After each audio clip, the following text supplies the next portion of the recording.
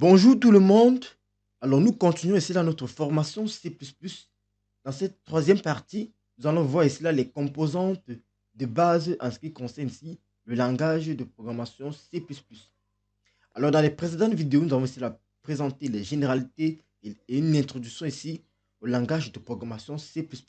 Alors dans cette troisième partie, ce que nous allons faire, c'est quoi?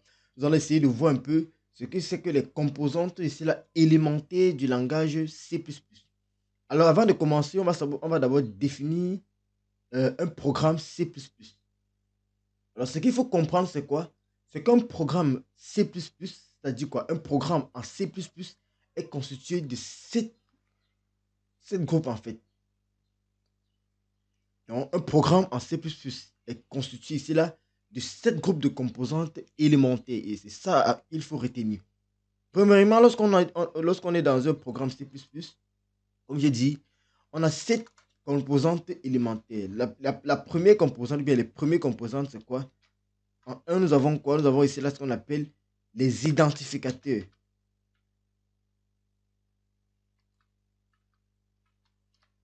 Donc, en premier, nous avons les identificateurs comme première composante ici là d'un programme C++. En deuxième, qu'est-ce que nous avons? Nous avons ici là les mots-clés. En deuxième, nous avons les mots-clés. Nous avons les mots-clés du langage. Comme troisième composante du langage C++, nous avons quoi? Nous avons ici là les constantes.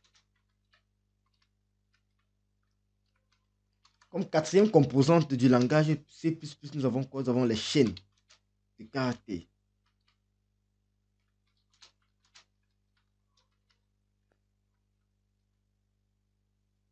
Comme cinquième composante du langage C++, nous avons quoi? Les opérateurs. Comme sixième composante du langage C++, nous avons les signes de ponctuation en fait.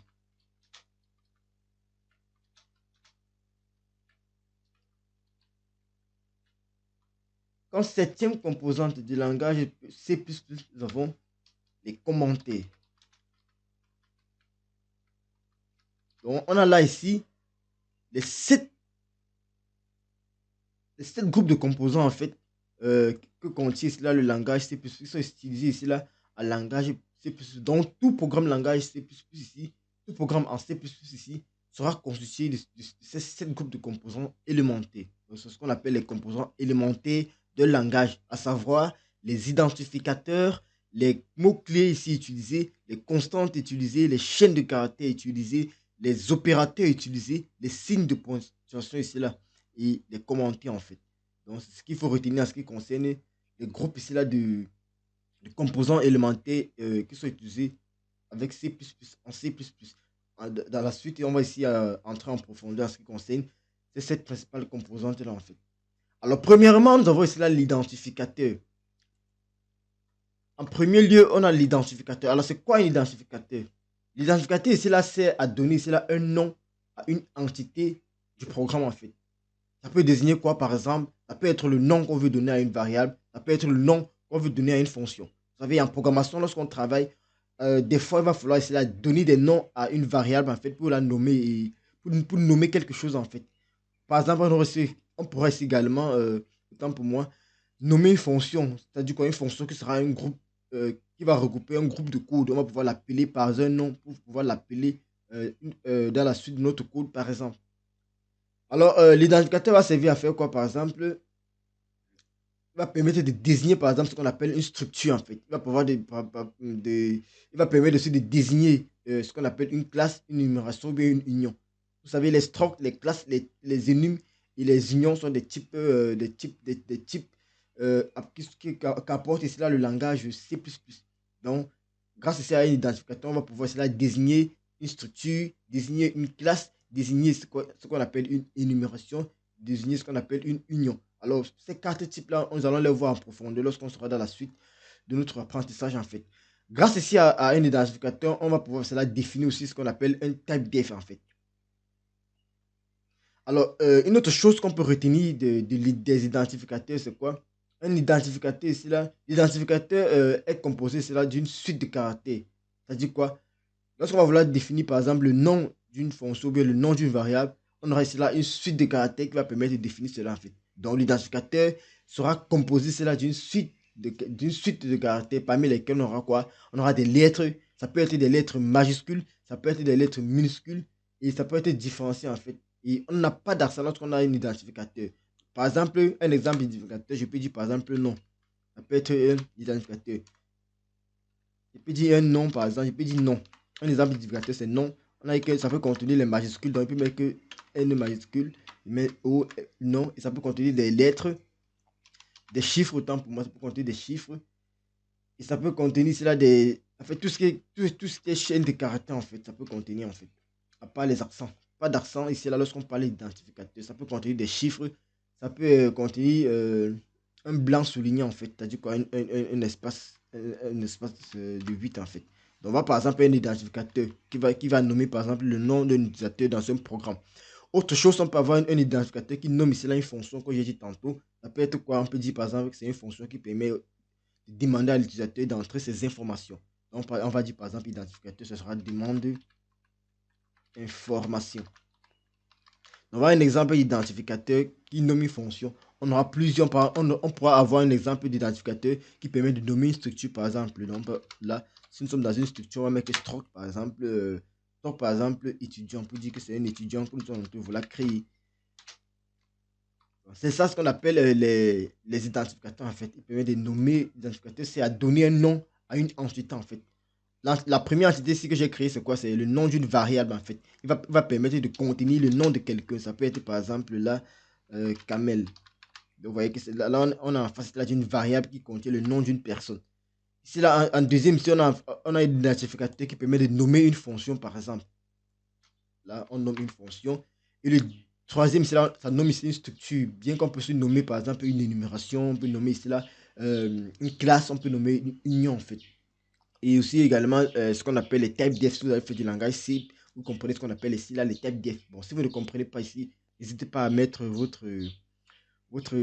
d'ajouter un commentaire ici. Je n'hésiterai pas ici à répondre en fait. Et n'oubliez surtout pas ici là de vous abonner à la chaîne, à notre chaîne en fait et d'aimer cette vidéo.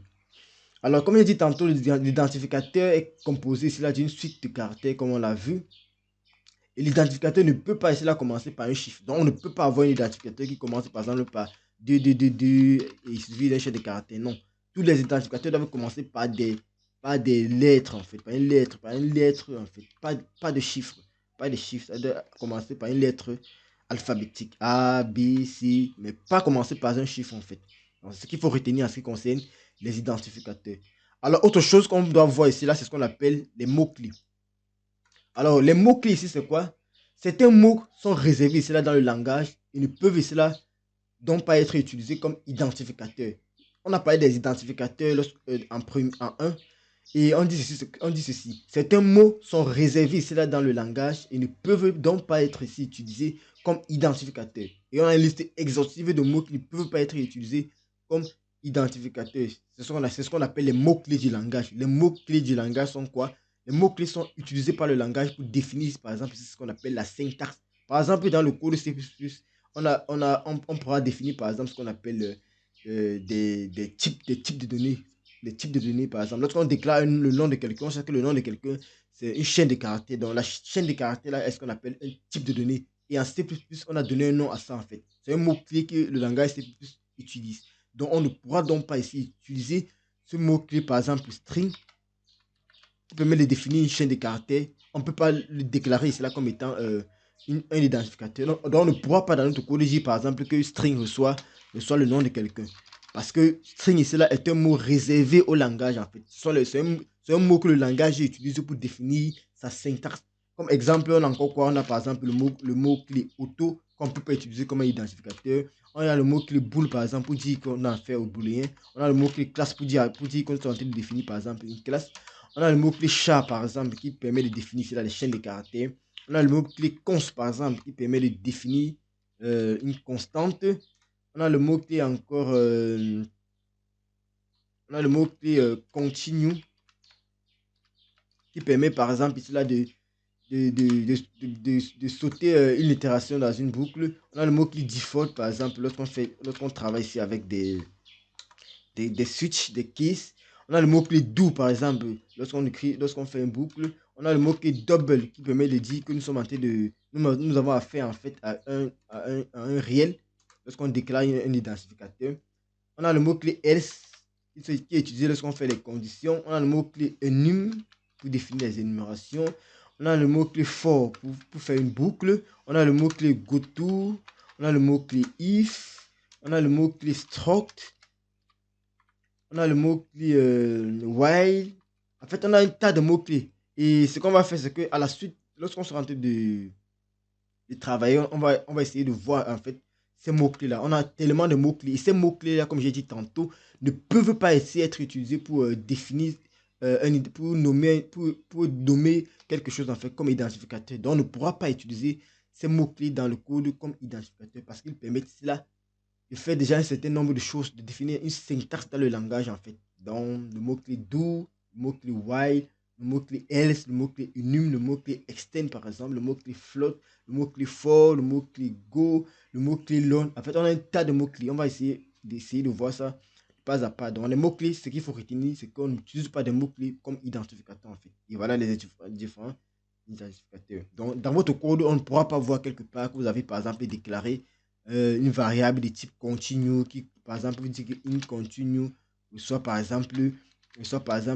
9. Là, le compilateur va vous dire que non, il y a erreur, vous avez utilisé continue, qui est un mot-clé, donc continue, ça ne peut pas être un identificateur dans votre code en fait.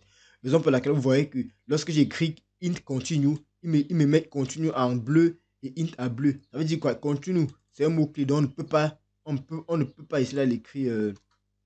Le définir comme énumérateur, comme identificateur en fait. On peut pas utiliser continue comme mot-clé parce c'est un identificateur. Automatiquement dans votre éditeur de code, vous allez voir, lorsque vous allez mettre un identificateur, automatiquement il sera ici là coloré ici en une couleur que vous avez définie dans votre éditeur en fait. Vous voyez presque en fait, tous les mots-clés sont colorés en fait lorsque vous écrivez du code dans votre éditeur. Donc, c'est ce qu'il fallait retenir en ce qui concerne ici là, les identificateurs et les mots-clés. Oui, j'espère que vous comprenez bien la différence entre les identificateurs. Un identificateur lui permet ici là, de nommer quelque chose. Les mots-clés, en fait, ce sont les mots qui sont réservés au langage qu'on ne peut pas utiliser ici là pour nommer nos variables ou bien pour nommer nos fonctions dans le code en fait. Alors, comme troisième ici là, composante du langage C++, on a quoi? Nous avons les commentaires. À quoi servent les commentaires? En fait, le commentaire d'une ligne est précédé ici là parce qu'on l'appelle slash slash. Les commentaires servent à quoi? Lorsqu'on écrit par exemple du code, il faut le commenter en fait pour que si on passe notre code à un autre développeur, celui-ci puisse comprendre le code. Par exemple, si je crée une fonction qui permet par exemple de hacker euh, la NASA, il faut que j'écrive que bon, ce code permet de hacker la NASA. Ou bien lorsque je vais écrire une fonction mathématique, un code qui sera un peu compliqué, en fait, qui sera difficile à comprendre, même par moi-même. Parce que lorsque je commente, c'est aussi pour moi. Parce que lorsque je vais venir par exemple après un mois, je ne suis pas sûr que je vais pouvoir comprendre encore mon code. C'est tout à fait normal en fait. Donc, il est important cela de nommer son code. Il y a deux manières de nommer, de mettre des commentaires dans son code. La première méthode consiste à utiliser le slash 2 slash. Mais ceci est un commentaire. Donc, va une méthode pour mettre le commentaire. Si vous vous rappelez, dans la première vidéo, je vous avais dit le commentaire est ignoré à la compilation. Donc, c'est juste pour nommer, pour dire ce qu'on est en train de faire. Et la deuxième méthode pour les commentaires, c'est slash étoile, étoile slash. Là, ici, on peut mettre encore notre texte. Ceci est un texte sur plusieurs lignes. Donc, vous voyez la différence entre les deux. La première permet de mettre un texte sur plusieurs lignes en fait. Donc, vous pouvez écrire un commentaire qui sera sur plusieurs lignes de votre code. Alors, la première consiste à écrire, définir un commentaire qui sera sur une seule ligne en fait. Donc, on peut créer un bloc de commentaires avec ici là la deuxième méthode. Et la première méthode permet, elle ici là, de définir un commentaire juste sur une ligne. Bon, là, j'étais pas.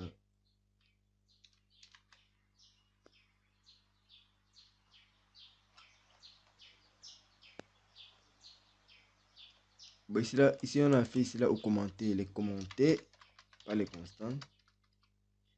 Ok, donc on te laisse les commenter en fait. Ok. Donc un exemple, c'est quoi? Par exemple, si nous sommes par exemple dans notre code et qu'on a par exemple notre fonction main, je vous montre un peu comment ça s'utilise le plus souvent. Je considère que j'ai la fonction main. En fait, je considère que je suis dans mon code en fait. Donc, voilà mon code par exemple main. Il faut que je définisse là, quel est le rôle. Donc, je vais dire quoi par exemple? Je considère que là, je suis dans ma fonction main. Qu'est-ce que je dois définir? Je vais dire ici par exemple ce que je suis en train de faire en fait dans cette fonction. Je vais dire par exemple une méthode pour commenter, c'est quoi? Je vais dire ce code par exemple est un exemple ne servant à rien, créé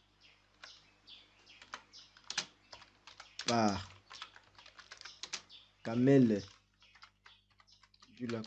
Vous voyez, ça peut vous servir cela au début de votre programme, par exemple, de dire quel est l'auteur de votre code, par exemple. Vous voyez, j'ai mis ça par exemple ici, là, ce code est un exemple.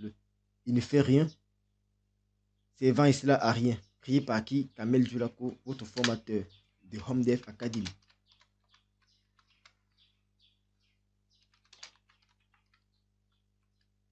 Vous voyez, ça c'est un commentaire sur plusieurs lignes en fait. Et maintenant, dans votre code, vous pouvez par exemple là dire, lorsque vous allez déclarer par exemple une variable, par exemple, que vous pouvez oublier par la suite, vous allez dire par exemple que s'il déclare par exemple un int,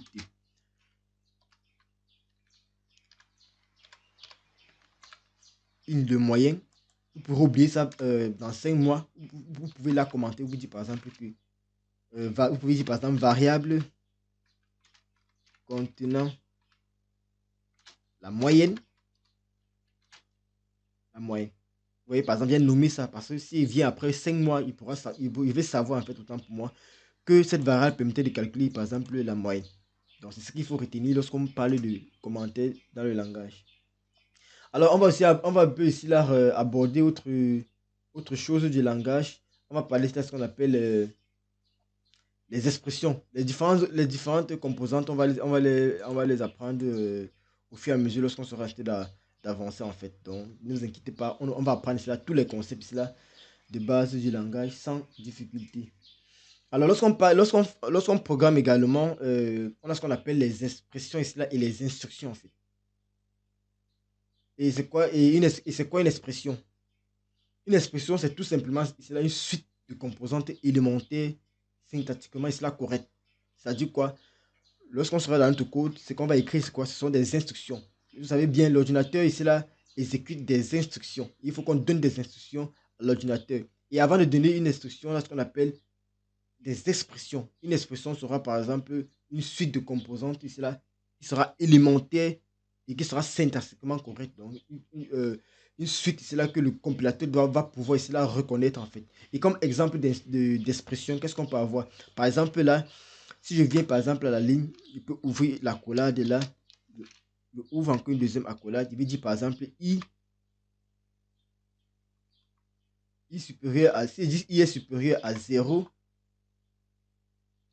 si je dis i est supérieur à 0, i, pour le i commercial, 2 i commercial, je dis i, je vais dire i supérieur ou égal à 0 et i inférieur, désolé, et i, il dit, j'avais déjà mis i, il dit i inférieur à 10 par exemple, et je dis encore ou, j'ouvre ma parenthèse et dis ou p de i, ou p de i est différent de 0,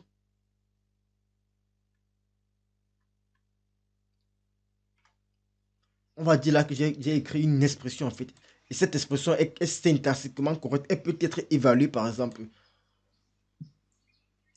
Qu'est-ce que je suis en train de dire par exemple? Je suis en train de dire par exemple que i est supérieur à, si on dit par exemple que i est supérieur à 0 et i est inférieur à 10. Donc ça c'est une expression qui est correcte. On peut avoir un i qui est supérieur ou égal à 0 et ce i est inférieur à 0. Est-ce que c'est syntaxiquement correct? C'est possible. Est-ce que si on a un i qui est supérieur à 0, on peut avoir encore un i qui est inférieur à 10? Bien sûr que oui. Donc là, on part dans un intervalle ouvert 0 et fermé à 10 par exemple. Et on dit où? Ça c'est le symbole pour dire où. Ou est-ce que le P de i est différent de 0? Ça peut être possible. Donc on peut dire que cette expression-ci est syntaxiquement correcte. Donc, si vous vous rappelez, j'ai donné une définition ici là. Si on veut définir de manière formelle, c'est qu'une expression. On va dire quoi? Une expression est tout simplement une suite de composantes élémentaires syntaxiquement correctes en fait. Donc, syntaxiquement correct, ça veut dire quoi? Le compilateur comprend un peu, va essayer de comprendre ce qu'on a écrit dans cette expression en fait. Donc là, on a affaire à une expression en fait. C'est une expression, on a un tas d'expressions qu'on peut aussi la définir en ce qui concerne le langage C++. Ne vous inquiétez pas, on va essayer d'aborder cela dans la suite de cette vidéo. Alors, une autre chose qu'on peut voir, c'est quoi? C'est les instructions et blocs d'instructions en fait. Comme j'ai dit tantôt à l'entame, en langage C++ ou bien encore en programmation, c'est qu'on fait ce qu'on donne des instructions. On écrit des instructions à l'ordinateur pour qu'il puisse être exécuté en fait. Et chaque instruction qu'on écrit, elle se termine par quoi? Ce qu'on appelle un point virgule. En fait, une expression est suivie cela d'un point virgule. Lorsqu'on fait une expression et qu'on met un point virgule à la fin, on a ce qu'on appelle une expression, une instruction autant pour moi en C++. Je me répète. Lorsqu'on définit une expression et qu'on ajoute à la fin un point virgule, on va dire donc qu'on a essayé de définir ce qu'on appelle une instruction en fait. Et un bloc d'instruction, c'est quoi? Lorsqu'on a un bloc d'instruction, cela signifie quoi? On a défini une accolade autant pour moi. Donc, par exemple, si je veux définir une instruction, je peux dire par exemple quoi? S'il vient par exemple, il dit int A. J'ai défini par exemple input qui je définis une variable de type int, de type entier. Je dis par bon, je vais prendre par exemple un truc simple. Je définis une variable de type string. Par exemple, le nom, qui va contenir le nom d'une personne. Je dis par exemple égal à HomeDev ou bien Kamel. Je vais mettre mon nom. Je dis par exemple Kamel. Donc là, il s'agit de définir une chaîne de caractères qui contient le nom Kamel Dulaco. Lorsque je mets ici là le point virgule, cela signifie que je suis en train de définir cela une instruction. Et en plus, on peut aussi définir ce qu'on appelle une suite, un bloc d'instructions en fait. Le bloc d'instructions sera ici là constitué d'un ensemble d'instructions qui sont délimitées ici en fait dans des accolades ouvrantes et des accolades fermantes. Un exemple de bloc d'instruction, on a par exemple le bloc d'instruction if. Donc si on met là if, on peut ouvrir là nos accolades. On va me dire par exemple, on dit if avec la condition. On dit par exemple si x est différent de 0, on va définir là un ensemble d'instructions en fait. Cet ensemble d'instructions va constituer ce qu'on appelle un bloc d'instructions. On va dire par exemple z va recevoir y divisé par x. Étant donné que c'est une instruction, on va mettre là notre point virgule. À la suite, on peut mettre encore la t va recevoir y modulo. On va dire la modulo x. Ça veut dire que le reste de la division entière de y par x. Là, ici, j'ai ce qu'on appelle un bloc d'instruction. Lorsque vous voulez créer un bloc d'instruction, vous utilisez l'accolade ouvrante et l'accolade fermante pour avoir ici un bloc d'instruction. Par exemple, ça c'est un bloc d'instruction if. Donc ça vérifie une certaine condition et il y en a un ensemble d'instructions. Lorsqu'on a plusieurs instructions et qu'on a un délimiteur ici, l'accolade ouvrante, l'accolade fermante, cela veut signifier que nous sommes en face d'un bloc d'instruction. Et une instruction que j'ai tantôt est définie ici là par un identifiant. Parce que ici, par exemple, on a des identificateurs, un ensemble de codes et un délimité. On a une expression, en fait, ça par exemple, c'est une expression. J'ai défini là une variable avec un identificateur. Ici, là, on a un mot-clé string, le mot-clé string. Et à la suite, on a une chaîne de caractères qu'on affecte ici là, à la variable nom. Et on a ici un point virgule. Lorsqu'on met le point virgule, ça veut dire qu'on a là défini à la ligne 98 ici. À la ligne 98, on a ce qu'on appelle une instruction. Parce que quoi? On a défini par exemple là une expression. Là, c'est une expression qu'on a définie. Et quand on met un point virgule, là, on dit ici là qu'on a donné une instruction à l'ordinateur. Ici là, nous sommes en train de dire quoi?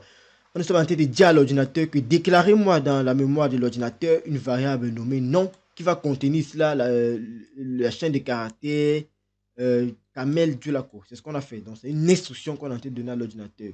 Ici, là, on a un bloc d'instructions. On est en train de dire ici, là, que bon, si x est différent de 0, alors affecté à z, ici, là, la valeur y divisée par x, et affecté à t, la valeur y modulo x, on met un point virgule. Donc là, on a ici ce qu'on appelle un bloc d'instruction délimité ici, là, par l'accolade ouvrante et l'accolade fermante. Et une chose qu'on peut encore voir lorsqu'on parle des expressions et instructions, autant pour moi, c'est ce qu'on appelle une déclaration composée. Alors, c'est quoi une déclaration composée? Lorsqu'on veut ici là programmer, on déclare toujours. Donc, lorsqu'on écrit des expressions ou bien alors des instructions, on fait ce qu'on appelle une déclaration. Par exemple, ici, à la ligne 98, j'ai fait ce qu'on appelle ici là une déclaration. En fait, j'ai déclaré ici là une variable en fait de type string, de type chaîne de caractères. Et son nom, comme identificateur, j'ai donné ici là, le nom, nom en fait. Puis dire là nom, par exemple, nom personne. Je dis que j'ai donné le nom d'une personne. Donc, nom personne, c'est ce qu'on appelle un identificateur. Donc, ils sont en train de déclarer une variable qui sera de type string, c'est-à-dire quoi? Une variable qui va pouvoir contenir une chaîne de caractères, en fait. Par exemple, laquelle vous voyez ici, j'affecte ici, là, cette chaîne de caractères ici. Et maintenant, lorsqu'on parle de déclaration composée, qu'est-ce que ça signifie? Ça signifie, par exemple, que là, je veux déclarer, par exemple, une variable de type, par exemple, entier. Et j'ai plusieurs variables qui seront de type entier dans mon programme. Qu'est-ce que je peux faire? Je peux les déclarer directement en une seule ligne. Donc, je vais dire par exemple que là, que int a, virgule, b. Vous voyez, lorsque je vais déclarer, je vais faire une déclaration composée, par exemple, je déclare tout sur la même ligne. Je précise uniquement le type.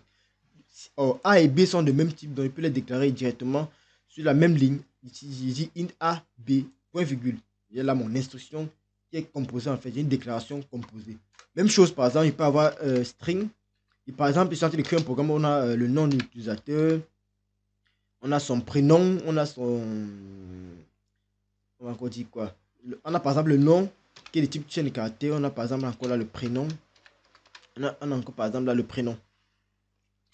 Son type chaîne de caractères. En fait, ils sont de même type. Donc, quand les variables sont de même type et que nous sommes en train de faire une déclaration, on peut ici là faire ce qu'on appelle une déclaration composée. Donc, écrire toutes ces déclarations-là, en fait, tous ces identificateurs sur la même ligne et on précède juste au début le type de la donnée en fait.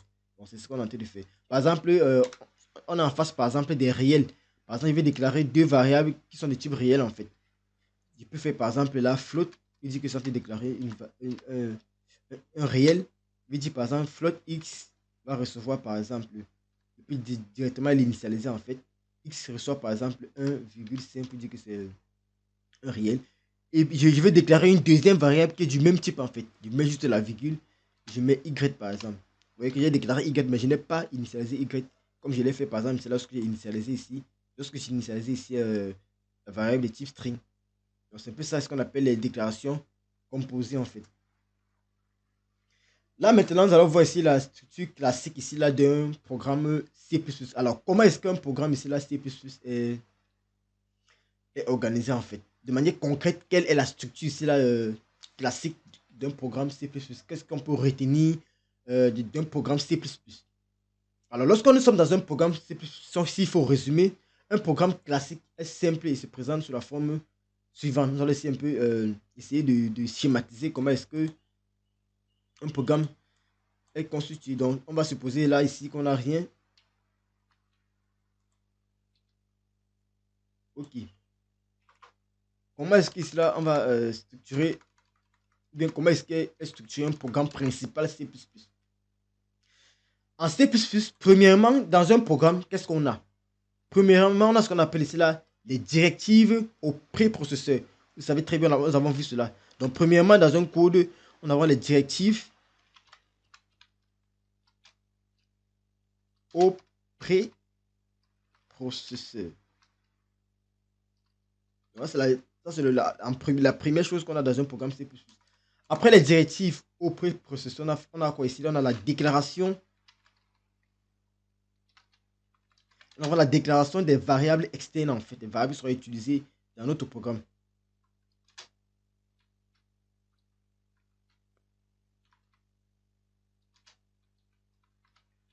Après la déclaration des variables externes, on a ce qu'on appelle cela les fonctions secondaires en fait.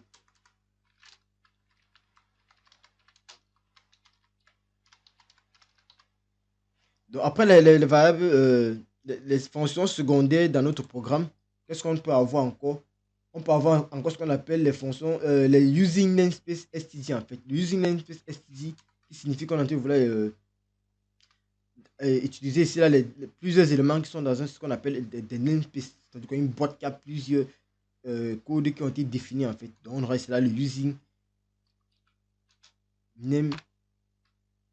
Using namespace, on précise le namespace qu'on utilise std ici par exemple. On va un peu expliquer cela lorsqu'on sera dans la suite de nos cours en fait.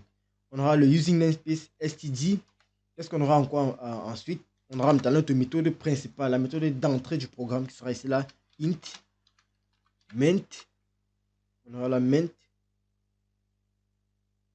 On aura nos accolades ouvrantes là.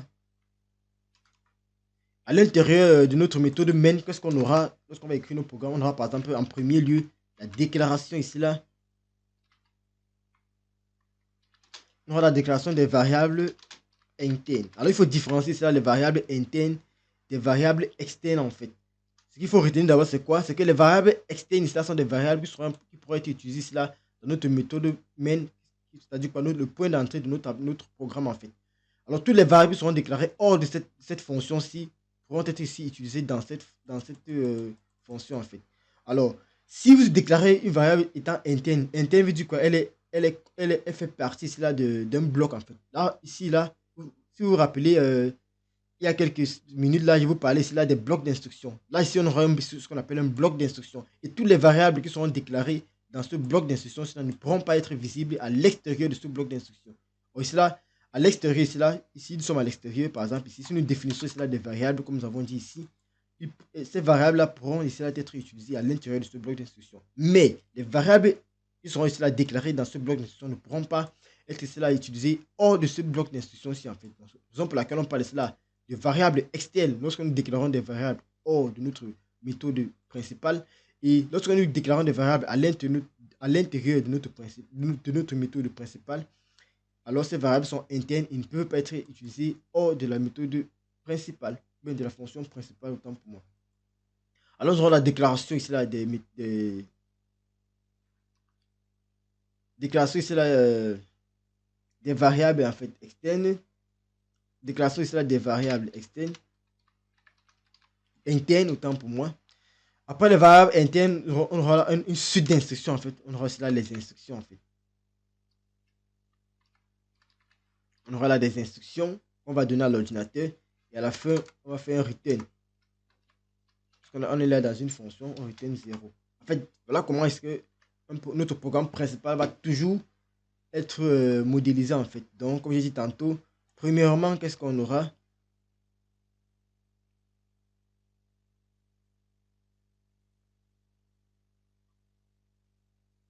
Premièrement, le programme principal, donc là c'est ce qu'on appelle le programme principal en fait. Un programme principal ou bien un programme classique en langage C++. Lorsqu'on voulait créer un programme en langage C++, là, c'est ce qu'on appelle la structure principale de notre programme. Et notre programme pourra être défini comme suit. On aura 1, les directives au préprocesseur. On aura 2, la déclaration des variables externes, c'est-à-dire que les variables pourront être utilisées partout dans notre programme, dans toutes les fonctions qu'on va écrire. En 3, nous aurons quoi? Les fonctions externes en fait. Les fonctions externes, on va voir en profondeur ce que c'est qu'une fonction externe en fait. Après les fonctions externes, on va appeler ce qu'on appelle une directive. On aura ici là les using namespace std. Ensuite, nous aurons ici là une fonction principale, en fait, la fonction main. C'est ce qu'on appelle la fonction principale en langage C++. Et à l'intérieur, on va faire quoi? On va déclarer ici là des variables qui sont ici là internes. On va ici là déclarer ici là, on va ici là écrire des instructions en fait. Ces instructions en fait, c'est notre code qu'on va écrire pour résoudre par exemple ici un problème de la vie réelle en fait.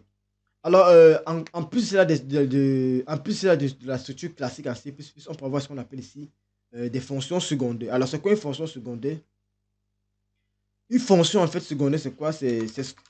J'ai dit tantôt ici là qu'une fonction, c'est le recouvrement en fait d'un ensemble de codes en fait. Et une fonction secondaire sera par exemple constituée de quoi? On va préciser par exemple le type de la fonction. Et lorsqu'on déclare le type de la fonction, on va donner cela à l'identificateur, le nom, l'identificateur de la fonction. Par exemple, on va dire ma fonction. C'est-à-dire qu'on donne le nom de la fonction quand c'est ça ce qu'on appelle un identificateur en fait. On donne un identificateur qui permet de nommer la fonction secondaire en fait. Et elle va prendre en paramètre ce qu'on appelle à chaque fois des arguments. Donc là, on a par exemple là, la définition ici là d'une fonction secondaire en fait. Donc, il va regrouper un ensemble d'instructions en fait. Là, par exemple, ici, je vous ai dit, on avait ici là, par exemple, les fonctions secondaires. Donc, ça, c'est ce qu'on appelle la définition d'une fonction secondaire. On précise là le type qui peut être ce quoi, un entier, comme par exemple ici, notre fonction principale en fait. Ça, c'est la fonction principale. Et à l'intérieur de la fonction principale, on pourra appeler les fonctions secondaires qu'on a définies hors de notre méthode, hors de notre fonction principale en fait. Donc, ça, ce sera la fonction principale dans tout programme qu'on va écrire en fait. Dans tous notre code en fait, on aura toujours une seule fonction principale dans tout le programme. Et maintenant, ce qu'on va faire à chaque fois, c'est de définir des fonctions secondaires. Et on peut définir autant de fonctions secondaires. Et la syntaxe pour définir une fonction secondaire, c'est ce que je vous montre ici à la ligne 138. Donc là, on aura par exemple là, on va préciser là le type, le nom de notre fonction et on va envoyer là ses arguments. Alors, on va expliquer ça en profondeur lorsqu'on sera sur la notion de fonction en fait. On va préciser ces arguments. Puisque c'est un bloc d'instruction, on ouvre là nos accolades ouvrantes et on ferme en fait. On reste là notre bloc d'instruction. À l'intérieur de notre bloc d'instruction, qu'est-ce qu'on pourra faire? On pourra définir aussi également ce qu'on appelle des variables. Des variables, autant pour moi ici, c'est variable. Donc, à l'intérieur de notre fonction secondaire, on pourra déclarer aussi également des variables internes. C'est-à-dire quoi? Variables internes, c'est-à-dire quoi? Elles sont internes ici à notre fonction. Donc, elles ne peuvent pas être connues à l'extérieur. Par exemple, lorsque je dis variable interne, je peux dire par exemple que int h soit 10. Alors là, c'est une variable que j'ai déclarée. J'ai déclaré une variable âge, je l'ai initialisée à 10. Cette variable ici que j'ai déclarée est interne à ma fonction ci en fait. Donc, elle ne peut pas être. Si je viens par exemple hors de cette fonction-là, là je suis sorti de la fonction. Si je dis âge, par exemple, s'il va afficher l'âge par exemple ici, le compilateur va refuser, il va dire qu'il ne connaît pas la variable âge en fait. Il ne connaît pas la variable âge parce que âge a été défini là comme une variable interne. Donc, elle est connue uniquement ici à l'intérieur de ma fonction ci en fait. Donc, c'est à l'intérieur de cette fonction que je peux ici afficher h. Donc, si j'écris ça ici, par exemple, h ici, là, il n'y aura pas de problème. Mais si j'écris ici, là, il y aura un problème parce que h a été déclaré comme interne, en fait. Par exemple, un exemple ici, là, de déclaration de variable externe. Pour dire externe, par exemple, il peut déclarer, par exemple, pour dire quoi, maximum. Pour dire maximum. Donc, il peut déclarer variable int. Pour dire l'année, par exemple. Pour dire quelle est l'année, notre année, par exemple, nous sommes en 2022 à l'heure où j'enregistre cette vidéo, nous sommes en 2022. Ça, c'est une variable externe, en fait. Donc, si je viens ici, là, dans ma fonction, je peux appeler cette variable année, là. Parce que je l'ai déclaré plus haut comme étant, vous voyez, mon compilateur me dit même, me reconnaît cette variable parce que c'est que il est déclaré ici, là, hors de la fonction, ma fonction, en fait. Donc, c'est un peu ça. Alors, vous voyez, quand je viens ici, là, mettre, par exemple, âge, il reconnaît directement. Le compilateur sait que âge est une variable interne à ma fonction. Mais regardez si je le mets ici là, oh, voilà, le compilateur ne le reconnaît plus. Vous voyez, si la variable était connue, le compilateur devait le reconnaître. Vous voyez, le compilateur ne reconnaît pas parce que cette variable est interne à cette fonction. Donc, hors de la fonction, elle n'existe pas. C'est ce qu'il faut comprendre en ce qui concerne variable interne et variable externe. Si vous avez des difficultés, n'hésitez pas à poser des questions. Donc là, on aura par exemple là, dans la définition des fonctions secondaires, oups, on aura par exemple là la déclaration des variables internes. Et bien évidemment, on pourra ici là maintenant avoir un ensemble d'instructions. C'est-à-dire qu'on pourra ici là déclarer des variables, les affecter des valeurs, effectuer des opérations. En fait, on aura un ensemble d'instructions. Et à la fin, on peut retourner une certaine valeur en fait. Donc en fonction du type qu'on a pris ici, on va retenir ici là une certaine valeur en fait. Donc, on va voir en profondeur la notion de type et les types de retour lorsqu'on sera ici à la suite. Donc on pourra par exemple retenir par exemple ce qu'on appelle une variable.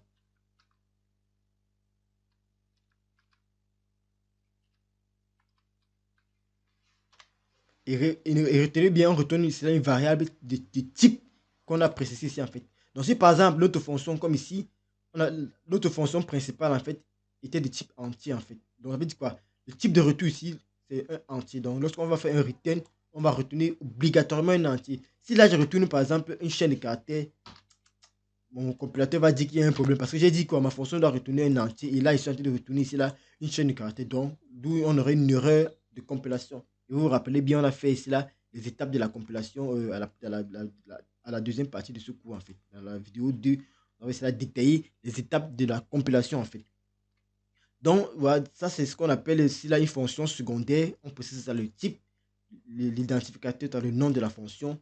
Elle a des arguments qui peuvent être utilisés dans notre code lorsqu'on écrit nos différentes instructions en fait. On a ici là la valeur de retour qui est du même type que le type de notre fonction en fait. Donc, c'est ce qu'il faut retenir en ce qui concerne le programme principal. Donc, ça c'est ce qu'on appelle ici là un programme principal en C++. Et ça c'est une fonction secondaire. Un programme principal a une fonction principale qui est celle-ci, par exemple. Elle sera toujours présente dans chaque projet qu'on va avoir et elle a une fonction secondaire en fait. Ce sont des fonctions qu'on va écrire qui regroupent un ensemble de codes. Par exemple, si on est en train de gérer, par exemple, les stocks dans une entreprise, alors il va falloir créer une fonction secondaire qui permet, par exemple, d'ajouter un article, une fonction qui permet de euh, supprimer par exemple un produit, ajouter un produit, faire passer une commande en fait. Vous voyez que ajouter un produit, c'est un ensemble de choses qu'on va faire. Un produit a un nom, un ensemble de caractéristiques. Il va falloir récupérer cet ensemble de caractéristiques-là. Et pour les récupérer, on va les mettre dans un bloc d'instructions. Et ce bloc d'instructions sera quoi? Une fonction par exemple, en fait, une fonction secondaire. Raison pour laquelle on dit que dans un programme principal, on a ce qu'on appelle des fonctions secondaires. On a le using namespace std qui recoupe ici là un ensemble des choses en fait. Vous voyez, un ensemble de trucs constitués dans le namespace, qui sont constitués ici dans notre namespace. On a la fonction principale en fait. Okay, donc ça c'est ce qu'on appelle un programme principal C++. Et ensuite, on peut définir ce qu'on appelle des fonctions secondaires en fait. Comme j'ai dit tantôt, j'ai pris l'exemple de la gestion des stocks dans une entreprise. On aura par exemple des fonctions secondaires qui vont permettre d'exécuter un certain nombre de tâches en fait. Donc c'est un peu ça qu'il faut comprendre en ce qui concerne la structure classique d'un programme C++. Alors, les fonctions secondaires, cela sont des fonctions annexes, si je veux expliquer de manière formelle. Lorsqu'on parle de fonctions secondaires, ce sont des fonctions annexes au programme en fait. Donc, les fonctions qui viennent s'ajouter au programme et qui sont souvent déclarées avant leur utilisation en fait. Donc, si vous remarquez très bien, si ça c'est une fonction secondaire, CTRL X, là par exemple dans le programme principal, je vous ai dit ici, on a les fonctions secondaires. Donc, si par exemple il dit qu'ici là, ma première fonction secondaire, je dis par exemple que fonction secondaire 1 pour fs1, il déclare par exemple ici là ma fonction secondaire. Puisque j'ai déclaré ici là une fonction nommée ma fonction secondaire, c'est une fonction secondaire, je peux l'appeler alors une fois ici en fait. Donc, étant donné qu'elle a été déclarée ici, je peux l'appeler ici là comme une instruction. Je peux l'appeler ici là directement. Je peux l'appeler ici là. Donc, vous voyez, comme j'ai dit tantôt, les fonctions secondaires sont des fonctions ici là annexes à notre programme principal. Donc, c'est notre programme principal ici. De la ligne 120, par exemple, à la ligne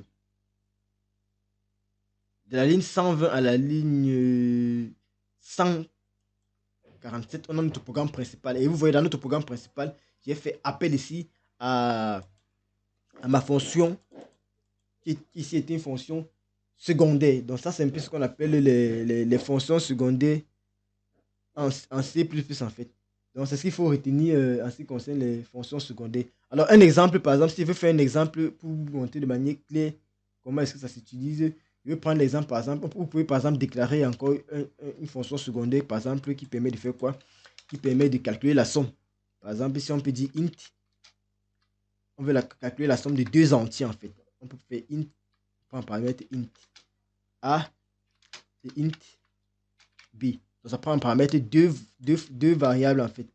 Deux entiers en fait. On veut calculer la somme de deux entiers.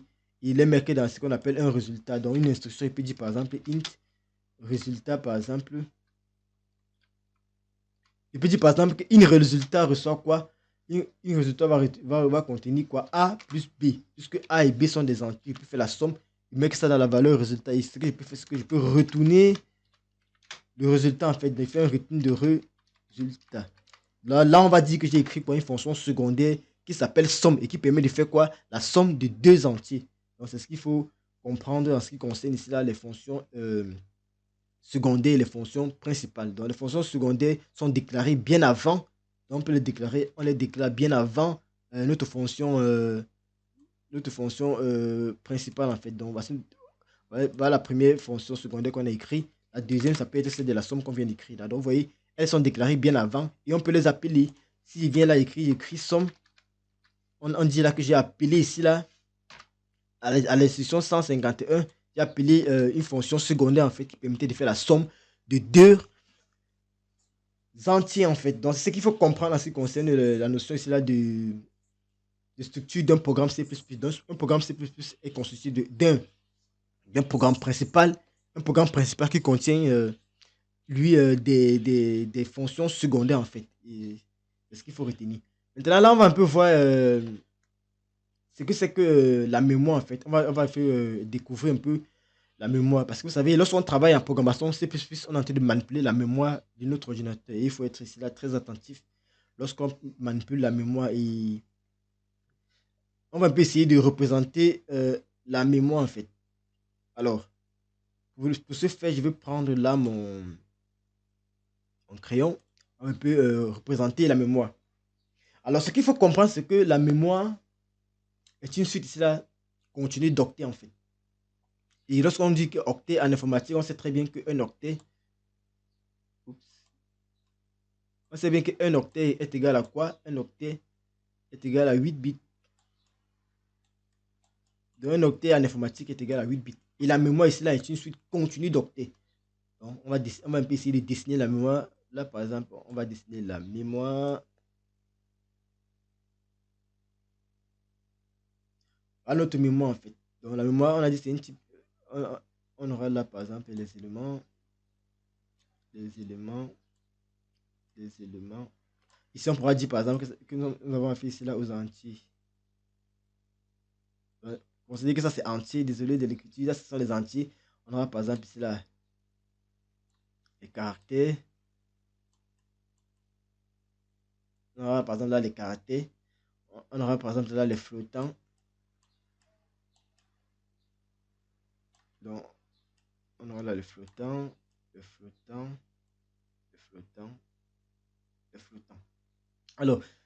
Alors chaque octet cela est identifié cela par son adresse qui est un entier. Donc, si vous regardez par exemple ici, il dit que la mémoire est un suite continue d'octets et un octet c'est égal à 8 bits. Là par exemple, ça c'est ma mémoire en fait. Donc ça c'est ma mémoire. J'ai déclaré cela 3 variables de type entier en fait. Lorsque je déclare ces 3 variables de type entier, chaque octet ici là est identifié par son adresse en fait, qui est un entier. Et deux octets contigus sur la mémoire ont ce qu'on appelle ici là une adresse qui diffère d'une unité. Donc, lorsqu'on travaille en programmation, on est en train de manipuler par exemple les adresses. Par exemple, lorsque je déclare, il y a dit tantôt qu'on peut déclarer des variables. Lorsque je dis par exemple que int a reçoit 10, point virgule, je suis en train de déclarer une variable a qui va recevoir la valeur 10. C'est-à-dire quoi, dans ma mémoire, ils sont ici là, ça c'est la représentation de ma mémoire. Dans la mémoire, c'est-à-dire que je suis en train de déclarer la variable ici qui sera donnée a. A aura ce qu'on appelle, A aura ce qu'on appelle ici là une adresse en fait, qui va permettre de l'identifier en mémoire. Donc c'est ce qu'on appelle l'adresse en fait. Donc A, que voici par exemple une variable que j'ai déclarée qui a la valeur 10, sera de type entier. Elle aura ce qu'on appelle ici là une adresse en mémoire en fait. Et chaque variable qu'on déclare ici là a une adresse différente.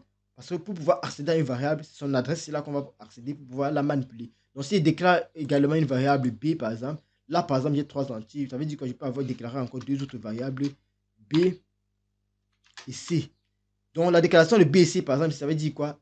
Nous avons A, la première variable qui est A, la deuxième qui est B ici, la troisième qui est C. Et chaque variable déclarée ici, c'est ce qu'on appelle une adresse. Lorsqu'on va manipuler notre variable, on va manipuler une variable qui a un emplacement mémoire bien défini en fait. Et j'ai regardé très bien, j'ai défini ça le type de données. Lorsque je déclare ma variable a à chaque fois un type de données. Et le type définit cela le nombre d'octets consécutifs conservés en fait. C'est ce qu'il faut retenir en ce qui concerne la représentation ici là dans la mémoire. Donc lorsqu'on déclare une variable, alors dans la mémoire, la RAM, donc on parle de mémoire ici, on fait référence ici à la RAM de notre ordinateur, la mémoire on va dire que la mémoire vive. Donc, la RAM, on fait référence à la RAM, en fait, qui est la mémoire vive. Donc, lorsqu'il déclare une variable de type A, de type entier, qui prend la valeur 10, c'est de venir écrire en mémoire, en fait, de réserver un emplacement en mémoire qui va contenir une variable qui est nommée A de valeur 10.